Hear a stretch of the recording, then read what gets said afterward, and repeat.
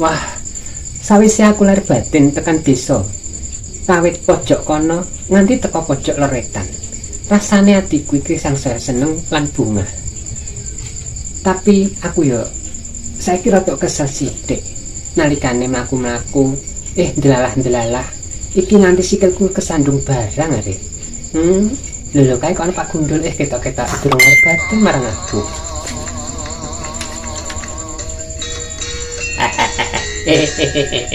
Lelelelelelelelelele. Tenak limbo. Kepiye, Mbok? Maksudmu kepiye to, Pak Gundul? Tekan kene kok delalah. Kepiye iki maksudnya kepiye to, Pak Gundul? Ngene lho, Mbok. Abene tangtung mau apa? Karo ya. Ngene ya Tenak limbo. Iki ngono awake dhewe memasuki bulan Syawal ya. Aku iki ngono ya krasa duweni salah lan dosa karo kowe. Mergo kepiye? Nalikane jaman semono aku naksir dirimu nganti jatuh bangun aku mengerjatmu. Tapi aku merasa gak kepenak, Mbok. Maksudnya kepiye to Pak Gundul? Ngene lho, Mbok. Aku tekan kene iki ya mergo aku luru dirimu ya. Goleki awakmu Tenak limbo iki jane nonti ngono tak goleki nganti tekan sak prene. Mergo kepiye aku duweni salah lan luput karo kowe. Mbok sengaja mbok ora sengaja tapi sing jenenge menungso kan duweni luput marang liyane. Ngono Tenak limbo. Iya, terus banjur kepiye Pak Gundul? Kok banjur kepiye? Kepiye lah. Aku iki tekan kene ngada-ada saka kono iki ya kepengin lahir batin ngono. Air batin, Mbok. Iya padha-padha Pak Gundul. Iya, aku rumangsa salah.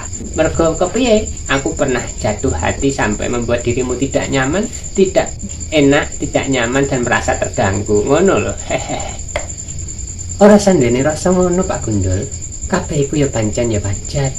Yen awakmu iku duweni rasa katresnan marang liyan. Iya iki wajar, bener banget, Mbok. Iya Pak Gundul. Kepiye, Mbok? Ing dina iki awake dhewe iki ya kudune padha-padha salah, padha-padha maafno. Bener banget, Mbok. Ngene Pak Gundul, kepiye, Mbok? Ya aku uga ya yen duweni salah lan luputku ya tak tulung. Tak jaluk ya sing gedhe pangapuramu ya Pak Gundul. Mergo piye aku ya bola-bali gawe kurang kepenake awakmu, kurang kepenake hatimu, mergo aku wis bola-bali nolak cintamu Pak Gundul. Ya ora apa-apa. Nek iki dina aku ya sadar ngono, Mbok. Ya sadar tapi nek sesuk ya mbok. Ya aja ngono lho Pak Gundul. Tegese ngene lho, Mbok. Iki dina aku ya memendam rasa hati ini yang teramat dalam ya tak pendam-pendam. Iki dina bagus lahir batin ngono, Mbok. Iya Pak Gundul. Lah tumben dengarin kok awakmu dhewean ta Pak Gundul? Dhewean? Ya pancen ya aku dhewean. Mergo iki ngono kancaku wis kadung bali ana omahe dhewe-dhewe. Aku iling yen Bagong ana nguriku. Bagong? Bener Bagong. Lah kok bekai Bagong? Dul. Dul. Kepiye Gong kok mlaku terus jalan kok dandul-dandul iki janjane apa Gong. Ngene lho, Dul. Aku iki ngono sanjane ya, Dul. Aku tak sawang saka kaduan. Aku iki curiga nek Gundul iki mesti nyelinep ngono, Dul. Iku kok angger-angger ae, Gong. Ngene lho ya, Gong. Kepiye, Dul? Aku iki ngono mlayu-mlayu nganti tekan kene iki. Mergo tak sawang saka kaduan ana Tenak limbo. Bariku aku langsung melayu peletas ngono, Gong. Lah emang ana apa, Dul? Lho kok ana apa? Iki ngono kan bodene riyaya, Gong ya.